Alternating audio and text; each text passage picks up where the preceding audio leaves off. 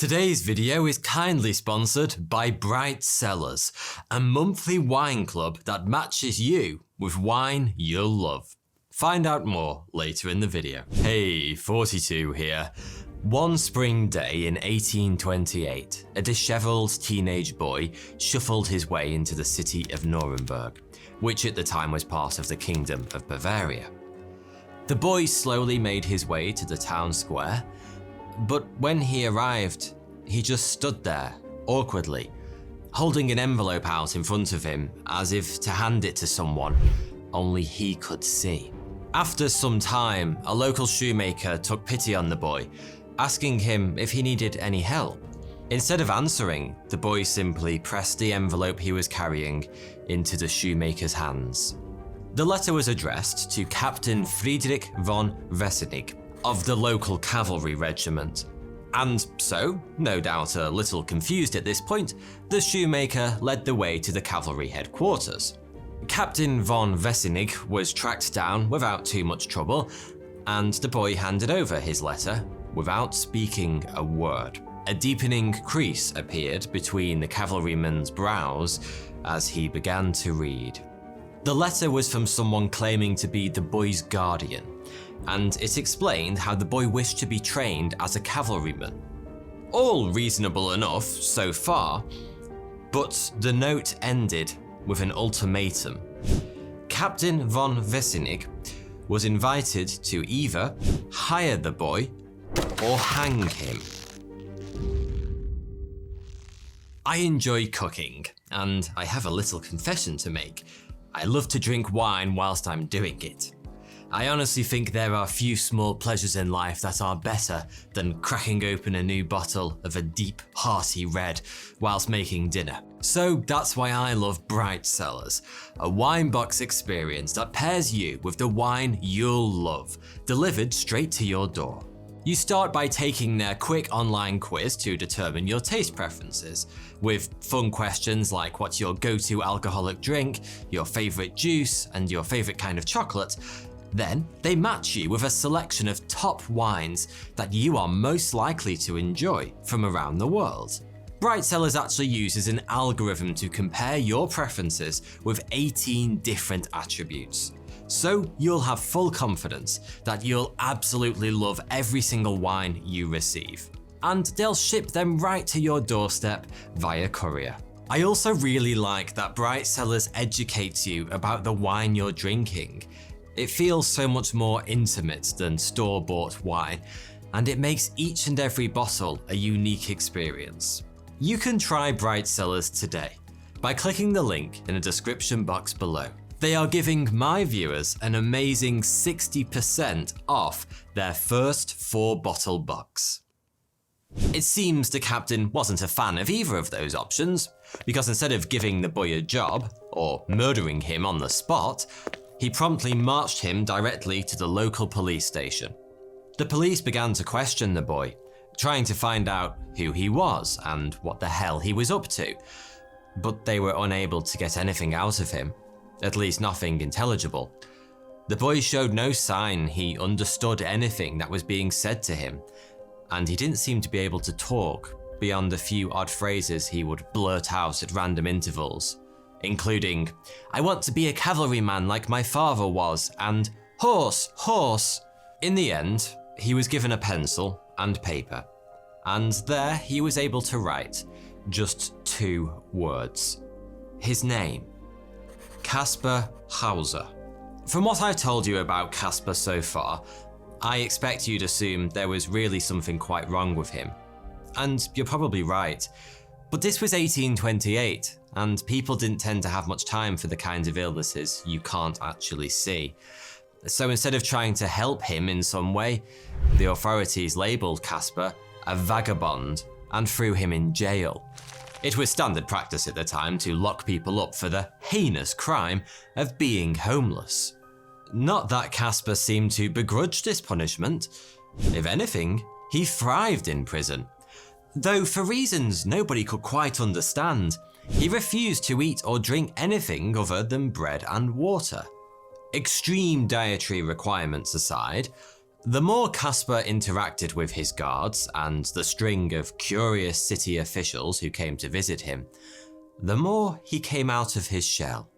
In fact, it isn't an exaggeration to say that Caspar Hauser underwent something of a transformation in the 2 months he spent behind bars. During that time, his language skills, almost non-existent when he arrived in Nuremberg, improved at an incredible rate, and before long he was able to tell his captors his remarkable life story.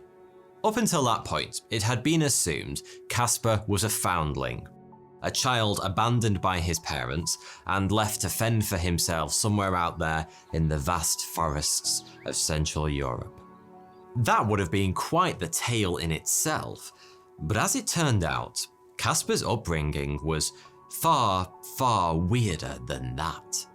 For as long as he could remember, Caspar had been kept against his will in a tiny windowless room just 2 meters long, 1 meter wide and 1.5 meters tall. The room, well, cell, had been kept almost pitch black at all times and had contained nothing more than a single straw bed and a small carved wooden horse to play with. Caspar had absolutely no idea who he was or why he was being kept in this way, and for almost his entire life, he'd had no contact with the outside world whatsoever. In fact, his only sign there was an outside world beyond the walls of his tiny cell was the occasional distant noise that reached his ears, and the tray of bread and water that appeared by his bed each morning, which explained why he refused to eat anything else upon finding himself in prison in Nuremberg. This brutally limited existence was all Caspar had known from infancy until the age of 15 or 16, when a hooded man began to visit his tiny world out of the blue. The stranger, who took care never to reveal his face, taught Caspar his name and the few phrases he'd known when he arrived in Nuremberg.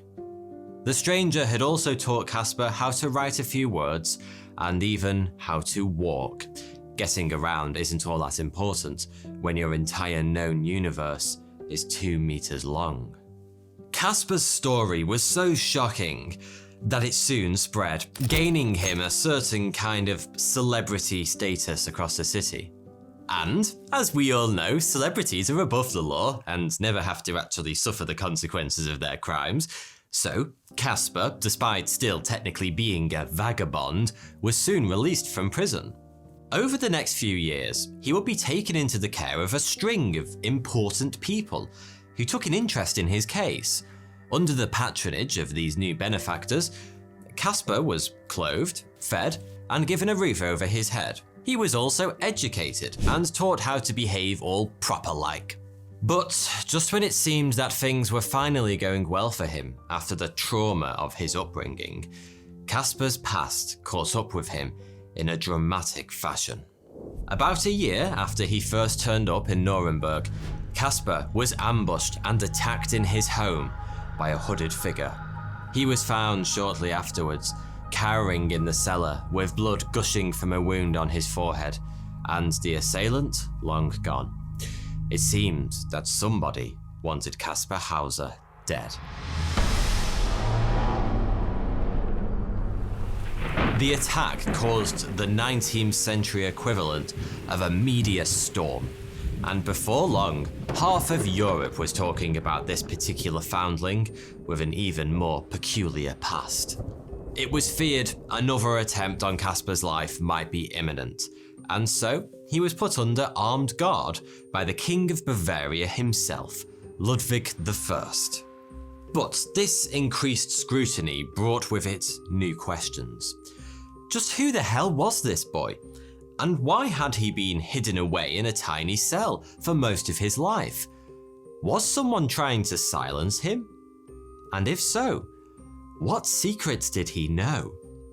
It wasn't long before someone made an interesting connection that seemed to provide a neat little answer to all these questions. You see, Caspar had been born in 1812, around the same time as the infant prince of a noble family known as the House of Baden. Tragically, the young Prince of Baden had passed away when he was just a few weeks old. Or had he? According to some, the prince was very much alive, but he'd been snatched away soon after he was born and disposed of. Not killed, but locked away in a very small, very sparse cell and forgotten about for 16 long years. The motive for this baby napping was clear. The prince had been the only son and heir of the Grand Duke of House Baden, and eliminating him caused the line of succession to divert to a different part of the family tree when the Duke passed away in 1818. It was a pretty wild theory, but even before possible Prince Caspar showed up in 1828, there had been some strange rumours swirling around the House of Baden, including that the prince's mother never saw her son's body before he was buried. It was enough to get people wondering, and it really did seem that somebody wanted Caspar out of the picture, because just 2 years after the first attempt on his life, unknown forces came for him once again, when he was attacked after being lured into a secluded spot by a stranger. Caspar was stabbed in the chest, and this time, the wound proved fatal. He died 5 days later, just before Christmas in 1833. He was 21 years old at the time. To heap another spoonful of mystery onto Caspar's life story, a note, its words scrawled in mirror writing, was found near where the fatal stabbing took place. This is what it said. Hauser will be able to tell you quite precisely how I look and from where I am. To save Hauser the effort, I want to tell you myself from where I come. I come from the Bavarian border, on the river. I will even tell you the name, M.L.Ö. It's almost 200 years since that letter was written, but as yet, nobody has been able to figure out exactly what it means. Although we do have a pretty good idea who wrote it. Perhaps you have your suspicions too. If not, let's take a quick look back through Caspar's story. A tale so outlandish, it's almost unbelievable. In fact, let's face it, it is unbelievable. According to Caspar himself, he was raised in little more than a well-appointed coffin, where he never learnt to walk, talk, or even stand, and only ate bread and water. If Caspar really had been brought up under these conditions for almost his entire childhood, the boy who eventually emerged into the sunlight in 1828 would have been irrevocably damaged, both physically and mentally. Caspar certainly displayed real signs of mental impairment when he first showed up in Nuremberg. But within the space of a few weeks, he went from hardly being able to speak a word to telling his entire life story in minute detail. To put that into perspective, in the relatively small number of documented cases where children have been deprived of language until their teenage years, few, if any, were able to master the complexities of a language to the level of a native speaker, even after decades of living a normal life. Most modern retellings of Caspar's story have him down as near enough crippled when he arrived in Nuremberg, with a pained, shuffling gait, soft feet that appeared to never have been walked on, and eyes so sensitive to light he was almost blind when the sun was up. In reality, most of these details have been added retrospectively by people looking to add a bit more credibility to the story. Hauser may have been a little grubby when he turned up in Nuremberg, but he could walk just fine, and while some sources suggest he had keen night vision, he wasn't blinded by sunlight. As for that diet of his, anyone who ate only bread and water would be dead from scurvy in a matter of months, let alone 16 years. So yeah, it probably shouldn't come as much of a surprise that most people who spent serious time researching Caspar Hauser's life have come to the obvious conclusion. He was a fraud, a conman who told tall tales to gain the attention of important people. As for all the window dressing that came with the story, the cryptic notes and mysterious attacks, Caspar just made it up. The various letters involved all show strong evidence of having been written by Caspar himself, and the attacks never really happened. Caspar simply wounded himself in order to get attention. It's generally accepted that Caspar's death was a weird case of accidental suicide.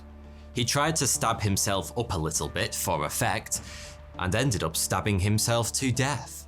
It's beyond doubt that Caspar wasn't all he claimed to be, but that doesn't make his story any less interesting.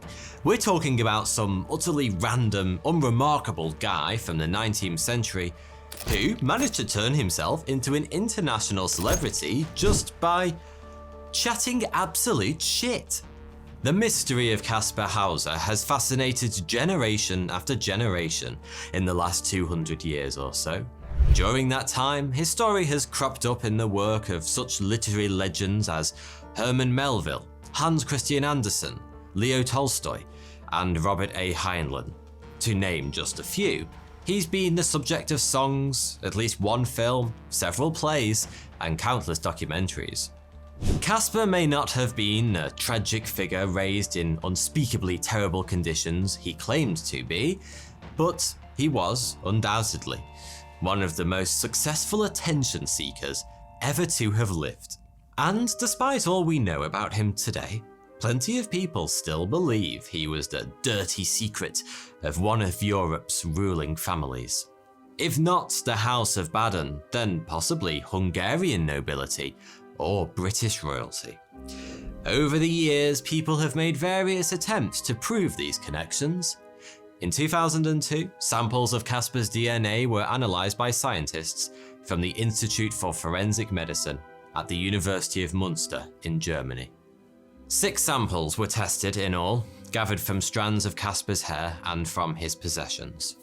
The samples were compared with a known descendant of the House of Baden, and whilst the results were inconclusive, they were similar enough that a familial relationship couldn't be ruled out.